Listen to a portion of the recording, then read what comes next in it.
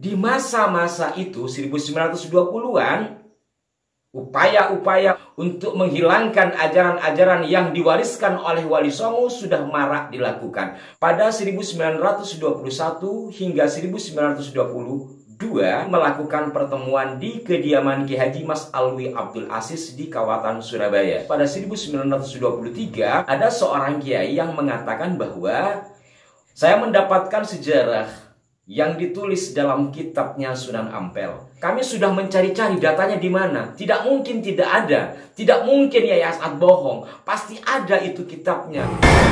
Printing. Kurang lebih bahasa Indonesia-nya. Ya dirahmatullah. Kamu ini. Assalamualaikum warahmatullahi wabarakatuh. Salam jumpa, salam sejahtera untuk Anda semua. Salam persaudaraan dari kami Aras9 Channel.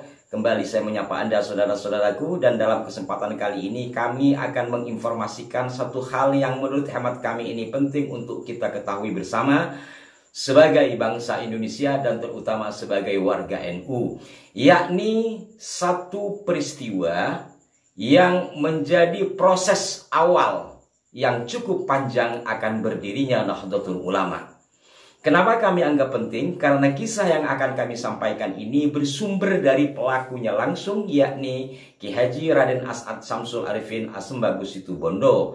Dalam satu ceramah beliau, ya, dalam bahasa Madura, beliau menyampaikan rangkaian peristiwa panjang terhitung sejak 1920, di mana ulama-ulama Ahlus Sunnah wal Jamaah sudah dilanda oleh keresahan. Pada masa itu bangsa kita sedang dijajah oleh Belanda, sementara Ahlus Sunnah wal Jamaah tergerus oleh datangnya faham baru yang menurut Kiai As'ad ditopang oleh kekuasaan penjajahan Belanda. Di masa-masa itu 1920-an, upaya-upaya untuk menghilangkan ajaran Ahlus Sunnah wal Jamaah, untuk menghilangkan ajaran-ajaran yang diwariskan oleh Wali Songo sudah marak dilakukan. Maka itu kemudian sejumlah kiai soan ke Syekhana Khalil Bangkalan. Untuk hal ini sudah beberapa kali kami ulas, dan kisah ini jangankan warga NU ya, di antara saudara-saudara kami, sahabat-sahabat saya yang duduk dalam kepengurusan NU juga tidak banyak mengetahui. Kenapa? Karena pertama mungkin sejarah ini disampaikan oleh Ki As'ad dalam bahasa Madura. Kemudian dalam pertemuan-pertemuan membedah sejarah NU, hal ini jarang sekali. Bahkan saya belum pernah menemukan ya yang mengulas apa yang disampaikan oleh Kiai As'ad tersebut. Dan saya alhamdulillah sudah membukukan pada tahun 2013 tentang sejarah awal atau proses menuju berdirinya NU. Pada kesempatan kali ini, titik poin yang ingin kami sampaikan adalah bahwa sejak kedatangan para ulama ke Syekhana Khalil 1920, pada 1921 hingga 1922, sekitar 46 ulama sepulau Jawa Madura, demikian ungkap Kiai As'ad, melakukan pertemuan di kediaman Ki Haji Mas Alwi Abdul Aziz di kawasan Surabaya. Jadi Kiai Mas Alwi ini bukan hanya sekedar pencipta nama Nahdlatul Ulama yang disanggah dari penyampaian Ki Abdul Hamid Sedayu Gresik Nahdlatul Ulama, bukan hanya pada itu. Jadi proses panjang di awalnya beliau sudah sangat gigih. Namun memang secara umum ketika bicara NU kita akan menghitung dari Komite Hijaz, yang dimana Komite Hijaz ini ketuanya adalah Ki Haji Hasan Dipo yang diprakarsai oleh Ki Haji Abdullah Habasbullah dan juga terlibat sejumlah kiai. Nah, inti yang ingin kami sampaikan pada kesempatan kali ini adalah dalam pertemuan di Kawatan, yakni di kediaman Ki Haji Mas Alwi Abdul Aziz pada 1923, kiai-kiai itu untuk membendung arus, menghilangkan amaliyah yang diwariskan oleh Wali Songo itu banyak sekali usulan. Ada yang mengatakan kita harus membuat organisasi, ada yang mengatakan organisasi ini saja kita harus kuatkan, dan segala macamnya tade potos. Gitu kata Kiai As'ad, tidak ada putusan. Sampai akhirnya ada seorang kiai yang mengatakan bahwa, wahai para kiai yang hadir, kurang lebih seperti itulah kalau di bahasa Indonesia kan ya, saya mendapatkan sejarah yang ditulis dalam kitabnya Sunan Ampel, di mana Sunan Ampel ketika mengaji, beliau oleh ayahandanya Ibrahim Asmara diminta atau disuruh melanjutkan mengaji ke Madinah.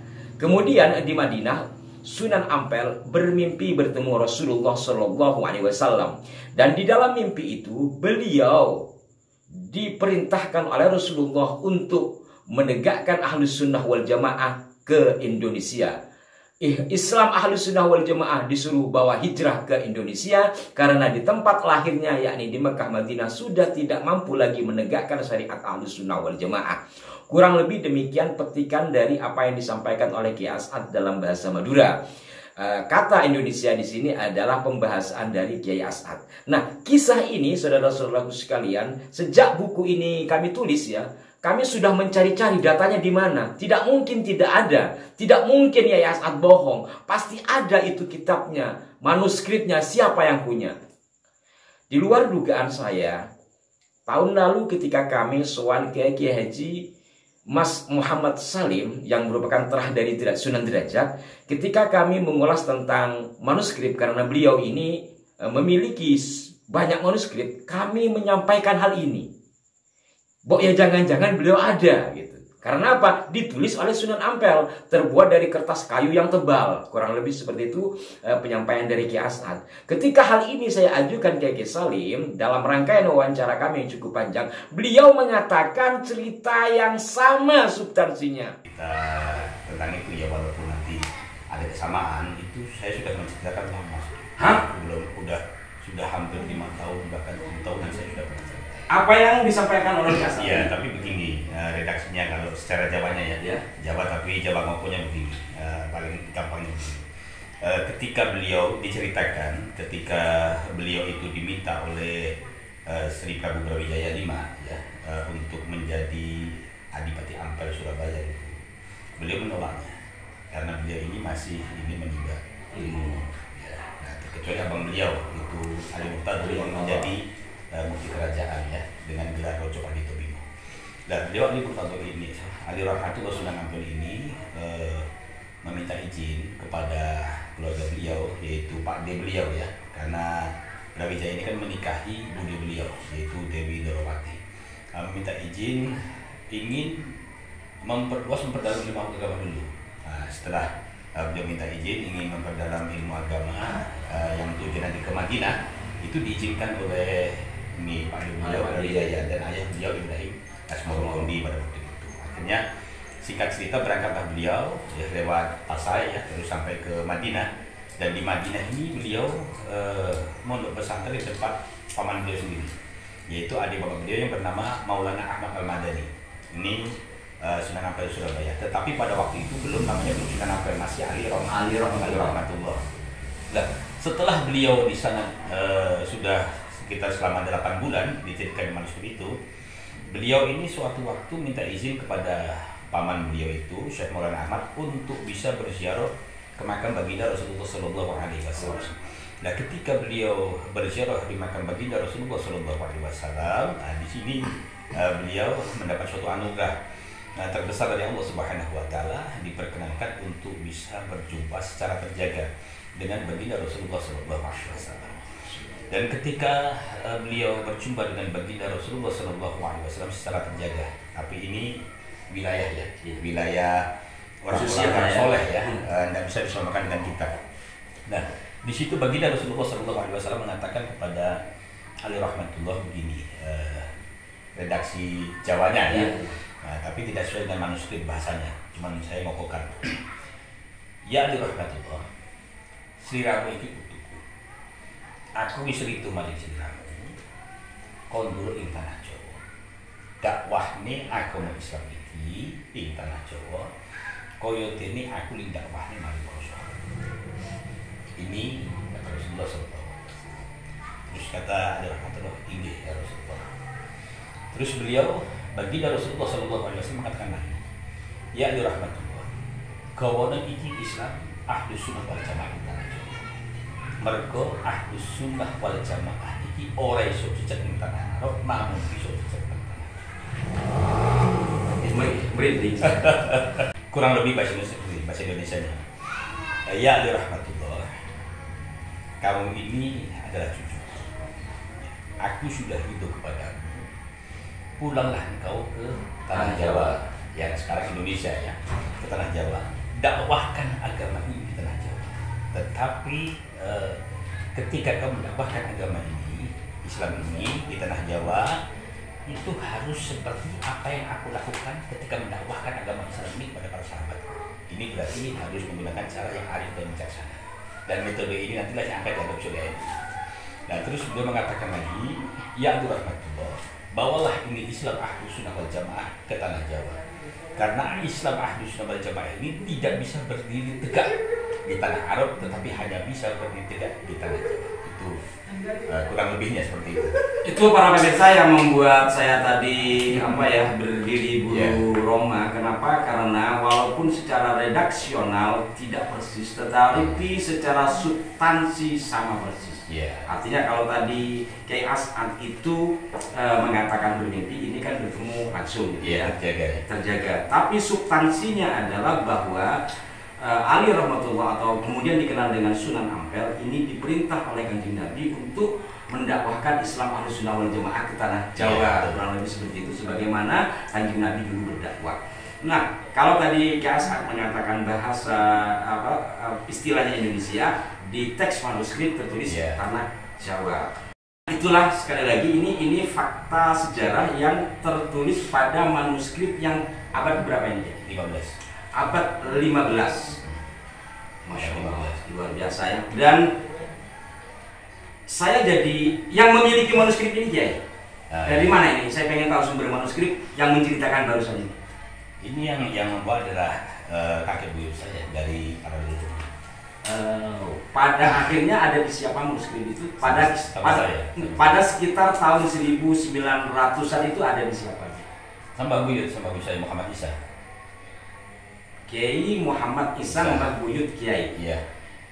Maka dari sini para pemirsa sekalian ya, kalau saya coba elaborasi ya secara kronologis gitu, terjadi pertemuan perdebatan para kiai untuk mendirikan sebuah jamiah, tapi akhirnya tidak selesai. Lalu ada seorang kiai sepuh atau kiai gitulah ya, yang membawa kitab tua bertulis dari kertas kayu yang tebal, isinya tadi kan sama apa yang disampaikan oleh Kiai As'ad dengan apa yang Kiai baca di manuskrip. Maka sangat memungkinkan menurut hemat saya pada saat pertemuan 1923 itu adalah mbahnya Kiai. Kemungkinan ya. Karena bisa jadi ya. Analisa saya gini, konsep logis kan gini. Pada masa itu kan nggak ada percetakan, tidak ada fotokopi, dan manuskrip bisa saja hanya ada satu kan.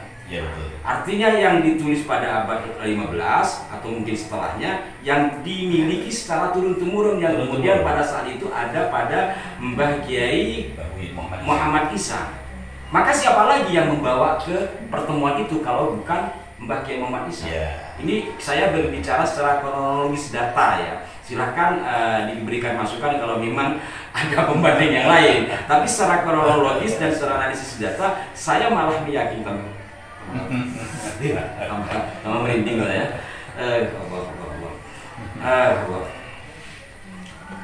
Bisa ketemu ya.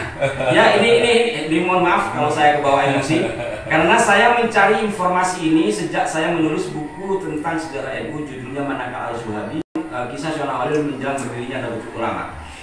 Dari 2014 buku saya diterbitkan sampai akhirnya sekitar 10 tahun saya bisa mendapatkan kisah ini, dan saya sudah bertanya kepada sejumlah kiai, akan membuat saya merinding gitu ya.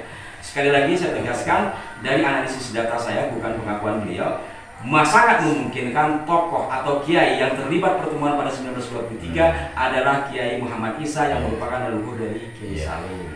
Sedikit saya tambahkan dari penyampaian Kiai As'ad, setelah Kiai itu membuka kitab itu dan ada pesan sebagaimana disampaikan tadi, kiai-kiai kemudian sama, ya Allah Kiai, kalau begitu tugas menegakkan Islam Ahlus Sunnah wal Jamaah adalah kewajiban kita dari Rasulullah. Ya iya kalau menurut.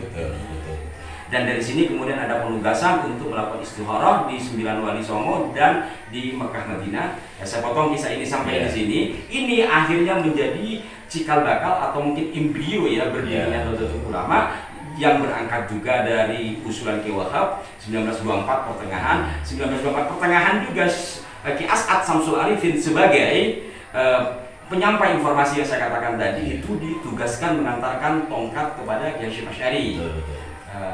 Kemudian 1924 akhir beliau ditugaskan lagi untuk mengantarkan tasbih ke Kiai Hasyim Asy'ari. 1925 Syawal wafat, 1926 NU berdiri. Demikian para pemirsa sekalian, hal yang membuat saya merinding pada saat itu di luar dugaan, sungguh di luar dugaan saya. Hampir 10 tahun kami mencari informasi terkait dengan naskah itu, ternyata Kiai Salim menyampaikan hal yang sama. Namun saya garis bawahi, pada kesempatan itu beliau tidak membuka secara utuh dari manuskrip yang beliau sampaikan, karena menurut beliau menunggu waktu yang tepat. Namun dari penyampaian beliau yang sangat identik, yang substansinya sama dengan penyampaian Kiai As'ad, saya berhusnudzon bahwa apa yang disampaikan beliau adalah satu kebenaran. Nah, kalau menyambung dari kisah Kiai As'ad, hasil dari pertemuan setelah mereka melakukan istikharah di 9 makam Wali Songo dan ke Mekah Madinah, itu pasti ada. Boleh jadi ada. Oleh tiba denika. Begitu. Boleh jadi ada itu laporan-laporannya. Di mana laporan itu? Saya sudah pernah meminta Gus Abdurrahman. Mungkin yang dimaksud oleh Kiai As'ad ini adalah Gus Dur ya. Tetapi sampai saat ini kami belum mendapatkan hasil laporan dari pertemuan para ulama yang melakukan istikharah tersebut.